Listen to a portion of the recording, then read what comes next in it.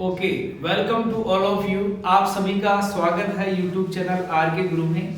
आज हम बात करने जा रहे हैं, today we are going to talk about has.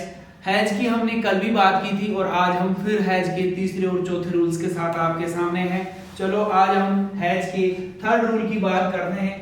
Has का थर्ड रूल है गिवन वर्क। गिवन वर्क मतलब आपने किसी को कोई भी काम दिया, उस सेंस में आप इस रूल का प्रयोग करेंगे। लेकिन सबसे पहले first of all have a smile at your face.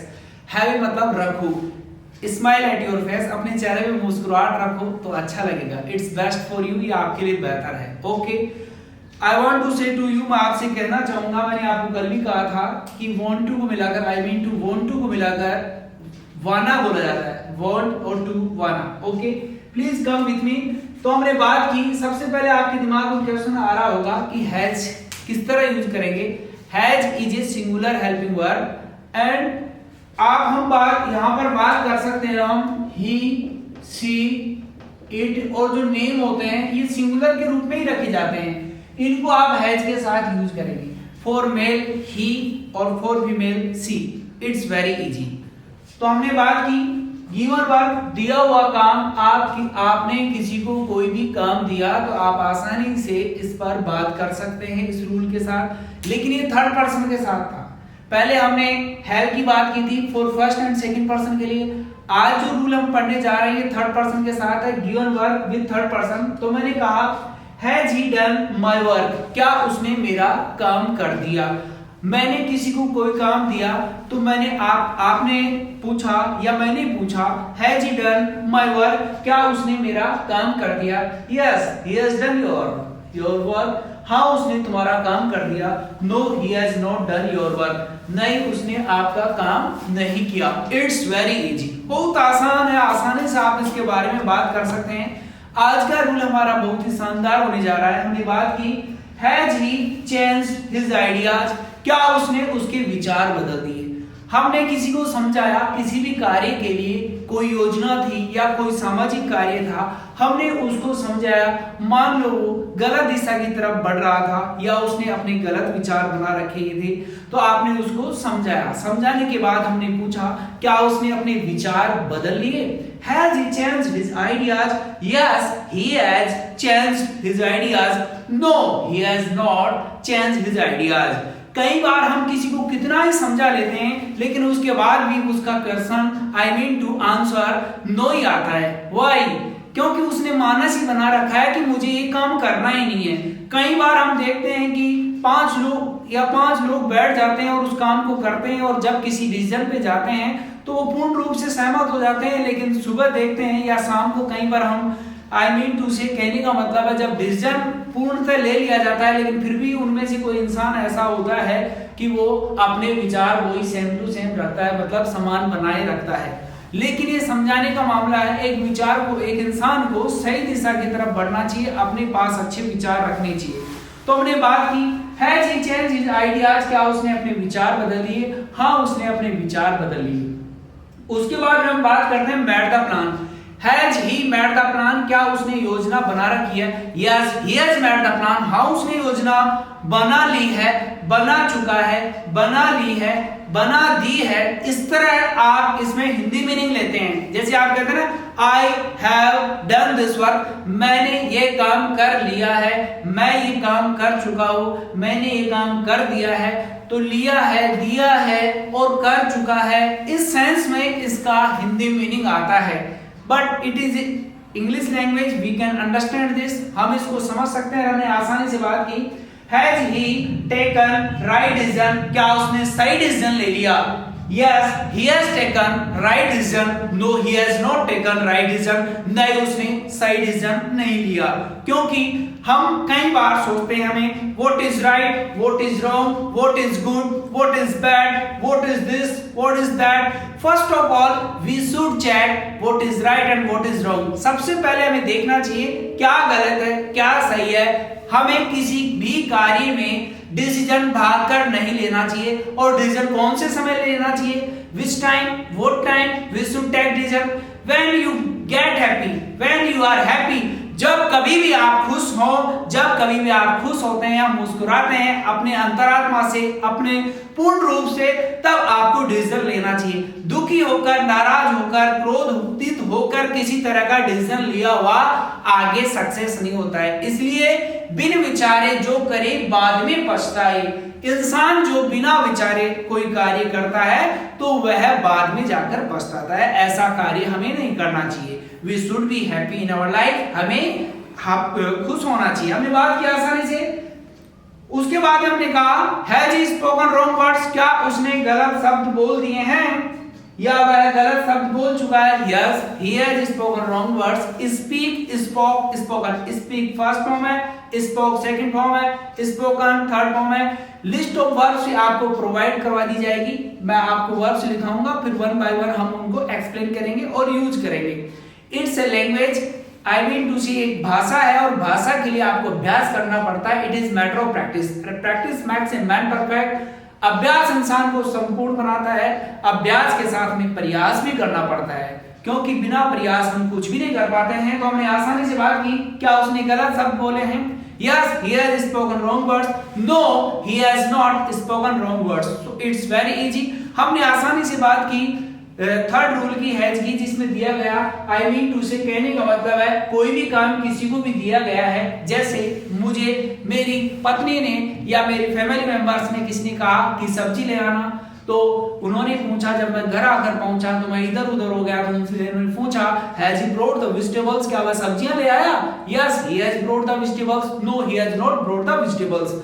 और थर्ड पर्सन की हमें कब जरूरत पड़ती है? मान लो आपके और मेरे स्पीकिंग टर्म्स नहीं है। स्पीकिंग टर्म्स मतलब होता है बोलचाल।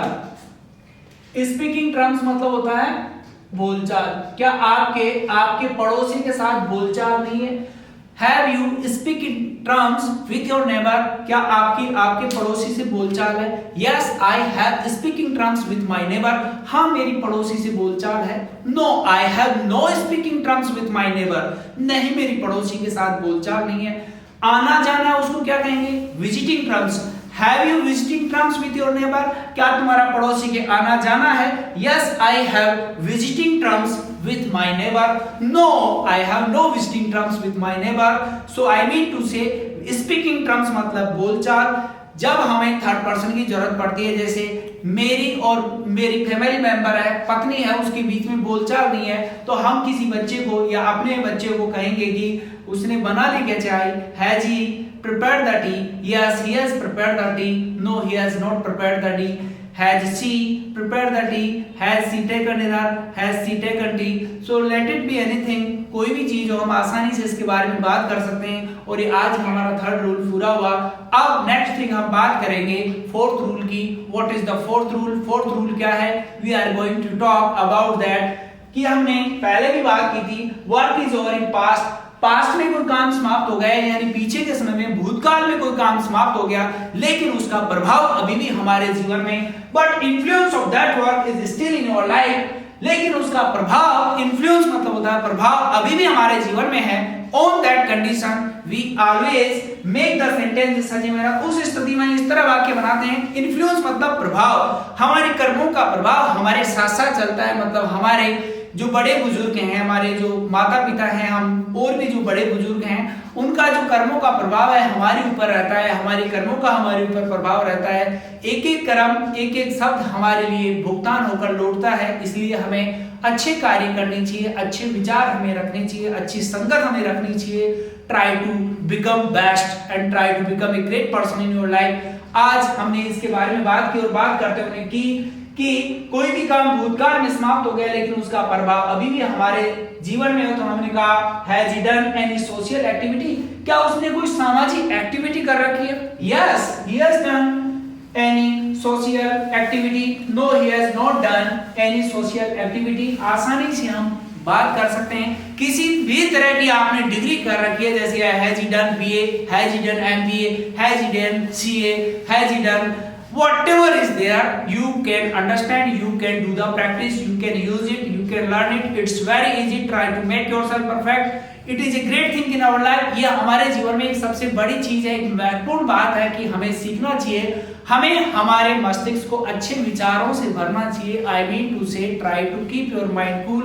try to maintain yourself and try to get a new ideas in your life। तो हमने बात की आसानी से, और आसानी से बात करते हमने बात की कि चौथा रूल हमारा ये कहता है कि कोई भी कार्य समाप्त हो गया लेकिन उसका प्रभाव अभी भी हमारे जीवन में है।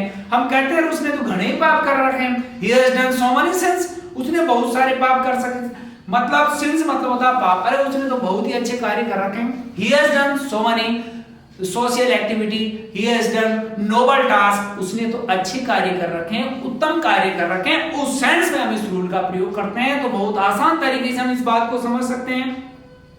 I mean to say, दोनों रूल है आपके लिए बहुत शानदार है और हमने बात की आसानी से इसके बारे में, और बात करते हुए आगे बढ़ रहे हैं। आगे बढ़ने के दौरान हमने कहा कि जीवन है ये हमारा, इसे जीने लायक हम ही बनाएंगे। Who will make it worth living? इसे जीने लायक कौन बनाएगा? हम ही इस जीवन को जीने लायक बनाएंगे। And this is the most important thing in our life, यही चीज हमारे जीवन में सबसे महत्वपूर्ण है। जीवन है ये एक अच्छे मार्गदर्शन, एक अच्छे विचारों के द्वारा, अच्छी दिशा के द्वारा बेहतर बनता है, और जीवन को बेहतर बनाने के लिए हमें लगातार प्रयास, अभ्यास करने पड़ते हैं। अभ्यास और प्रयास हमारे द्वारा किए जाने चाहिए। हमने इसी दौरान में आपको एक छोटा सा रूल मैंने आपको बताया है और बताता हूं आपको मैं। देखो, बीइंग ए टीचर, एक टीचर होने के नाते, इसको हिंदी में कहते हैं एक टीचर होने के नाते, एक टीचर होने के नाते, या हम इसको ऐसे कह सकते हैं, यहां पर आप चेंज कर सकते हैं, बीइंग ए फादर, एक पापा होने के नाते।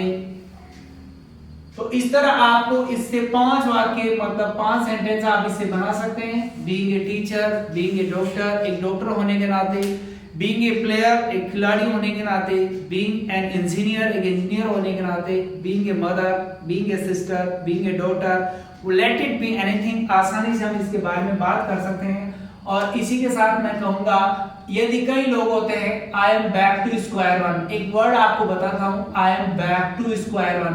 बैक टू स्क्वायर वन का मतलब होता है, कई लोग होते हैं बहुत लंबी यात्रा करते हैं और वापस वहीं पर आकर अपनी, जहां से यात्रा शुरू की थी, जहां से अपने कार्य शुरू किए थे, जहां से अपना अध्ययन शुरू किया था, वहीं पर वापस आ जाते हैं। तो ऐसा क्यों होता है?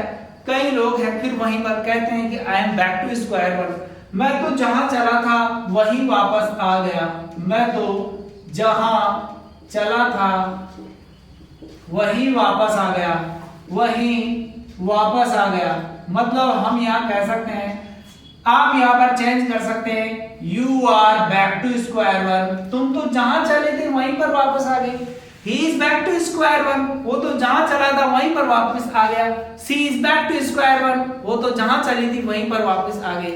आज हम देखते हैं कहीं IAS, कहीं RS, लास्ट इंटरव्यू तक जाते हैं और वापस फिर प्री बोर्ड पर, I mean to pre test पर आ जाते हैं। तो ऐसा हमारे जीवन में होता है, डोंट वरी अबाउट दैट, चलता रहता है, but B happy in your life. जीवन में हमेशा खुश रखें, चेहरे पे मुस्कुराहट रखें, मुस्कुराते हुए चेहरे अच्छे लगते हैं। Okay, our meeting is up, हमारी मुलाकात यही समाप्त होती है। We will meet again, have a nice day.